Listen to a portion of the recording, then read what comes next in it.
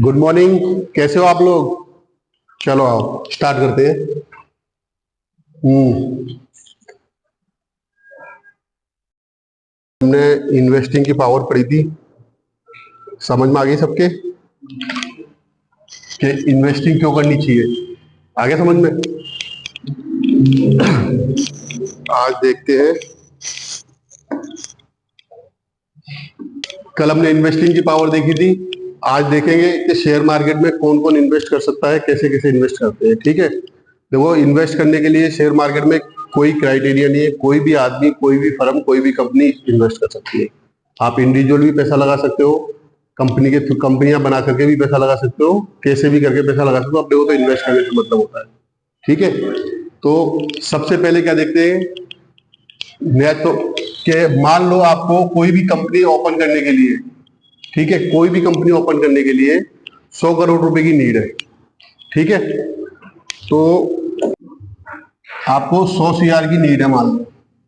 ठीक है, किसी भी पर्सन, कोई भी पर्सन हो सकता है या कोई भी कंपनी हो सकती है। आप यहाँ एक अपन कंपनी मान लेते हैं, कोई भी कंपनी मान लेते हैं इसको अपने बिजनेस को बढ़ाने के लिए, क्योंकि हर इंसान अपना बिजनेस बढ़ाना चाहता है। ठीक है, तो बोले इसको भी बिजनेस बढ़ाना है। मार्केट के अंदर काफी टाइम से कंपनी स्टेबलाइज है, इसको अपना बिजनेस बढ़ाना है, दूर दूर तक फैलाना है। पहले मान लो एक जगह पे जयपुर में या राजस्थान में काम करती थी, अब उसको अदर स्टेटों में जाना है, इंडिया से बाहर भी जाना है। ठीक है, तो उसको क्या करना है, ज्यादा पैसों की जरूरत है। तो वो क्या करेगा भाई, पैसा किससे ले सकता है? मान लो उसको, उसके पास बिजनेस आइडिया है लेकिन पैसा नहीं है, तो वो क्या करेगा? पैसा किसी से लेगा, भाई बंधुओं से ले लेगा, यार दोस्त से ले लेगा, अड़ोसी पड़ोसियों से ले लेगा। देता है क्या कोई आजकल? 2,000, 5,000, 10,000 दे देगा? 100 करोड़ तो दे देगा कोई? ना तो कोई भाई बंधु देगा, ना कोई यार दोस्त देगा, ना कोई घर परिवार वाला देगा। नहीं दे सकता ना।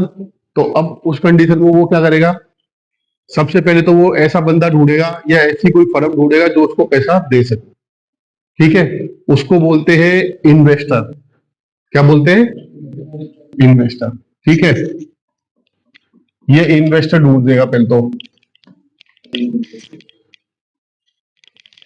इसने एक इन्वेस्टर ले लिया मान लो कोई भी। ठीक है भाई, तू मेरे को 100 करोड़ रुपए दे दे, मैं मेरी कंपनी का, मेरे ये फलाने बिजनेस आइडिया है, मैं इस पे काम करना चाहता हूँ, सारा पैसा तुम लगा दो, मेरे को कितना दे दो? 100 सीआर दे दो। ये इन्वेस्टर इसको 100 सीआर दे देगा।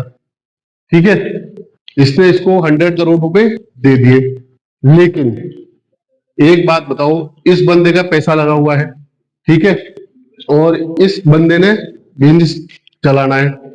ठीक है, तो अब अगर मान लो ये सिर्फ आइडिया लगा रहा है, कोई भी आइडिया ये लगा रहा है, तो आप क्या मानते हो ये बीच के अंदर उंगली नहीं करेगा इसको? उंगली करेगा ही ना इसको बीच में। क्यों उंगली करेगा? कि भैया पैसा तो मेरा लगा हुआ है भाई, तू ये सोच समझ के कर, फालतू पैसा क्यों इन्वेस्ट कर रहा है? मान लो किसी भी चीज में, कोई भी नए बिजनेस आइडिया में, मान लो वो एडवर्टाइजमेंट में अपना पैसा ज्यादा लगाना चाहता है, तो ये क्या कर देगा बीच में? उसको उंगली कर देगा एक तरह से, भैया तू बोले इसमें पैसा फालतू मत लगा, इसमें तू तेरे बिजनेस पे लगा, एडवर्टाइजमेंट में क्यों लगा रहा है पैसा? अब इसको क्या पता भाई कि एडवर्टाइजमेंट ये नहीं करेगा जब तक कैसे काम चलेगा, इसको तो नहीं पता ना। तो ये क्या करेगा, इसको हर बात पे परेशान करेगा, मतलब कि ये अपनी मनमानी चलाएगा। अगर ये अपनी मनमानी चलाएगा तो जो बिजनेस करना चाह रहा है उसका बिजनेस ढंग से चलेगा क्या? नहीं चलेगा। उसको तो दिक्कत होगी ना भाई। तो वो बार बार परेशान होगा, इरिटेट होगा, और हर बार इनके इनके दोनों के बीच में क्या होगा? अंडरस्टैंडिंग की कमी हो जाएगी। ठीक है, तो इस चक्कर में ये बिजनेस चलना इनका, चांस है कि 50-50 चल जाए, और चांस है कि नहीं चले, बाकी चांस ये है कि नहीं चलेगा। ठीक है, अब दूसरा ऑप्शन देखते हैं। भाई घर परिवार कोई देने को तैयार नहीं है, रिश्तेदार देते नहीं है, कि इतना पैसा तो होता नहीं ना। 100 करोड़ कोई छोटी रकम थोड़ी होती है भाई। 10,000 दे देगा, 5,000 दे देगा, लाख दे देगा, 2 लाख दे देगा, 100 करोड़ थोड़ी देगा कोई। तो क्या करेंगे? दूसरा ऑप्शन आता है इनके पास में, बैंक। जो क्या देते हैं? लोन। बैंक है, जमाने भर के बैंक है मार्केट के अंदर, और लोन देने के लिए तैयार बैठे हैं।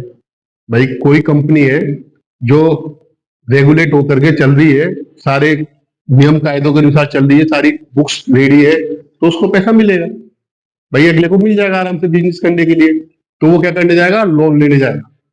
ठीक है, अब इसने क्या करा, कितने का लोन ले लिया इसने, ठीक है,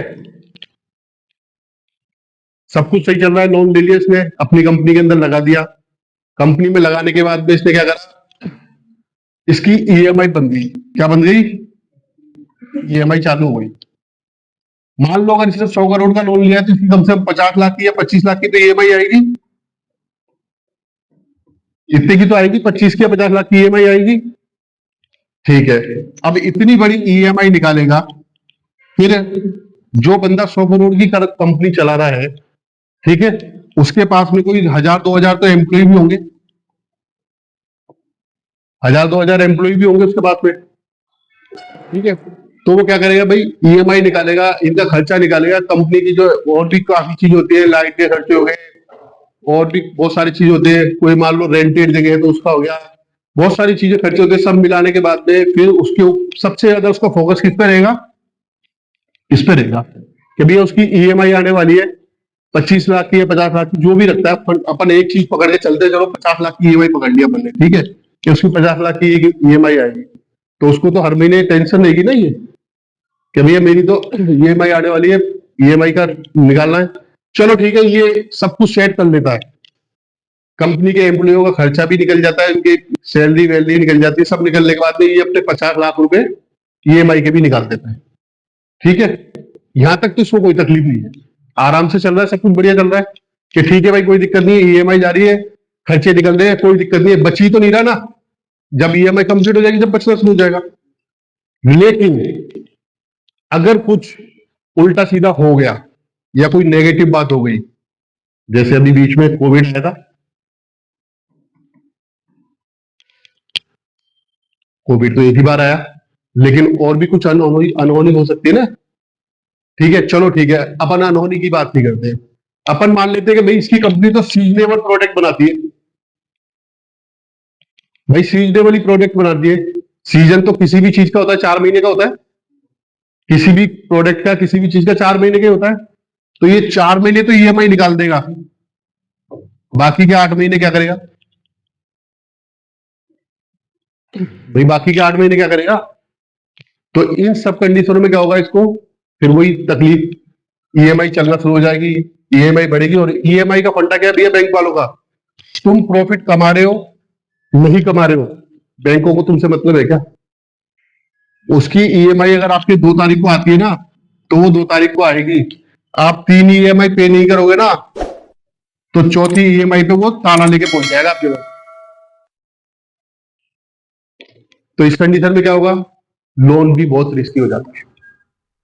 ठीक है, लोन लेने के बाद में जो बिजनेस करना चाह रहा है ना बंदा, उसको टेंशन रहती है, वो मेंटली टेंशन में रहता है हमेशा कि उसको लोन चुकाना है, लोन चुकाना है। और अगर गलती से सीजनेबल हुआ, चलो सीजनेबल छोड़ो आप, अपने कोविड आ गया था बीच में, अभी वापस एक नई बीमारी चल रही है मार्केट के अंदर, जो चाइना से वापस पैदा हुई है, ठीक है, जिसके कारण अभी मार्केट भी अपना बार बार टेस्ट होते जा रहा है।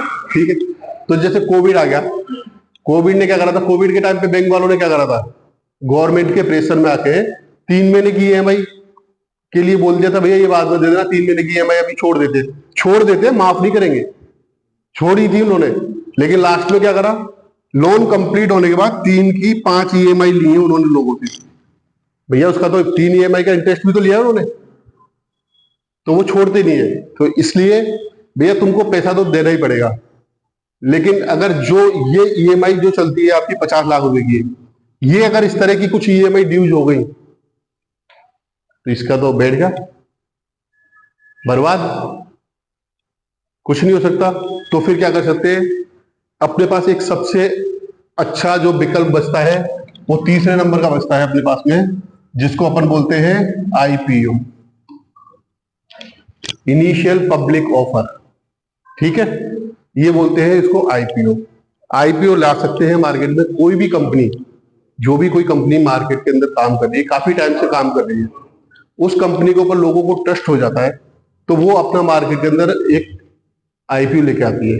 ठीक है, आईपीओ लेकर के आती है, देखो मैं रोक रहा हूं, क्या होता है कि वैसे तो मैं 99% आपको चीजें दे दूंगा, है ना, लिखी हुई जो भी चैप्टर है वो दे दूंगा, फिर भी कोई चीज अगर लगती है तो आप लिख लो, कोई इशू नहीं है, लेकिन कोशिश करो कि ज्यादातर ध्यान अपना सिर्फ सुनने पर है, क्योंकि सुनने पे आएगा वही समझ में आएगा, लिखा हुआ तो कोई फर्क नहीं पड़ेगा यहाँ पे बोर्ड वाला। तो ये मैं जो भी चैप्टर आपको पढ़ाऊंगा ना, मैं वो सब आपको पीडीएफ में दे दूंगा, ठीक है ना। तो इस अपना आईपीओ, इनिशियल पब्लिक ऑफर, अब ये आईपीओ कैसे आता है वो बताता हूं मैं आपको, ठीक है। इसको कितने रुपए चाहिए, ठीक है, इसको चाहिए 100 करोड़ रुपए, ठीक है। तो इसको ये क्या कर रहा है, मान लो इसके पास, इसने 50 लाख शेयर, 50 लाख शेयर निकाल दिए मार्केट के अंदर, ठीक है। एक शेयर की प्राइस कितनी रख दी इसने, 200 रुपए, 200 रुपए रख दी, हो गए 100 करोड़ रुपए इसके। कितने लोगों की जरूरत है इसको, 50 लाख लोगों की जरूरत है, ठीक है। लेकिन इसको 50 लाख लोगों की भी जरूरत नहीं है, 140 करोड़ लोग हैं दुनिया के अंदर, 150 करोड़ लोग मान लो आज की तारीख में, तो क्योंकि बहुत दिनों से जनसंख्या गणना नहीं हुई है। तो अगर 50 लाख लोगों की भी इसको नीड नहीं है, क्यों नहीं है, क्योंकि आईपीओ हमेशा लॉट साइज में आता है। किस में आता है भैया, लॉट साइज में आता है, जो एक आदमी को कम से कम 15,000 के आसपास का माल लेना पड़ता है। अब कितने लोगों की जरूरत पड़ी इसको, कंपनी को 10,000 लोगों की, बस सिर्फ 10,000 लोगों की जरूरत पड़ी इसको। तो अब लोग पैसा तो दे देंगे ना, क्यों दे देंगे, क्योंकि शेयर मार्केट ट्रस्ट का बिजनेस है, लोग ट्रस्ट करते हैं इसके ऊपर। कंपनी जो भी खुलती है वो ऐसे ही रोड पे खुलती ठेले की तरह नहीं खुल जाती है कंपनियां, सारे रूल एंड रेगुलेशन को कंप्लीट करने के बाद ही, गवर्नमेंट के ऑथराइज होने के बाद ही कंपनियां खुलती है, और उसके बाद ही सारे रेगुलेट होने के बाद ही आईपीओ ला सकते हैं वो, ठीक है। आईपीओ लाने के बाद तो इसको कितने लोगों की जरूरत पड़ी, सिर्फ 10-12 हजार लोग ही इसका काम कर देंगे। 10-12 हजार लोगों ने इसको दे दिए पैसे, इसका काम हो गया, इसके पास पैसे आ गए, ठीक है। इसके पास पैसे आ गए, कितने आ गए इसके पास, 100 करोड़ रुपए आ गए। अभी प्राइस कितनी है, 200 रुपए। अब आईपीओ क्यों आता है समझ में आ गया सबके, आईपीओ क्यों आता है समझ में आ गया। और बाकी आईपीओ की जो छोटी छोटी बारीक चीज है ना, वो मैं आगे चैप्टर में बताऊंगा आपको, ठीक है। अब क्या होगा भाई, अपन शेयर मार्केट में दो ही चीजें चलती है, मैं पहले बता चुका हूं आपको, बाय और सेल। अपन इनको दूसरी भाषा में कह सकते हैं डिमांड एंड सप्लाई, ठीक है, डिमांड एंड सप्लाई। किसी चीज की डिमांड बढ़ेगी तो क्या होगा, प्राइस हाइक होगी, बढ़ेगी प्राइस, ठीक है। देखो इसके शेयर तो सिर्फ इतने ही है, 50 लाख, ये तो फिक्स हो गए, ये एक सब शेयर नहीं निकाल सकता मार्केट में।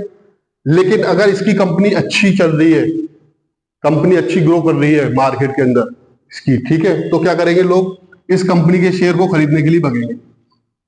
प्राइस क्या रखी थी इसने, 200 रुपए, ठीक है। लेकिन जैसे इसके अंदर लोग खरीदने के लिए आएंगे तो ये 210 हो जाएगी, 230, 300 भी हो जाएगी मान लो एक बार को।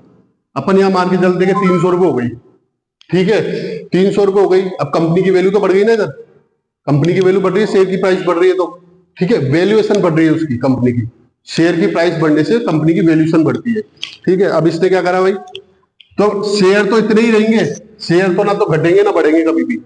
जिस कंपनी ने जितने शेयर निकाल रखे ना मार्केट में, उतने ही रहते हैं हमेशा, ना तो कभी घटते हैं ना बढ़ते हैं। घटता बढ़ता क्या है, उनकी प्राइस, प्राइस बढ़ेगी। भाई किसी ने लिए मान लो 200 रुपए में, जिसने ले रखा है तो वो 210 पे जाके प्रॉफिट बुक करना चाहता है। जैसे अपन आईपीओ लगाते हैं, कई लोग क्या होता है आईपीओ लगाते हैं, जिसके ओपन हो जाता है तो वो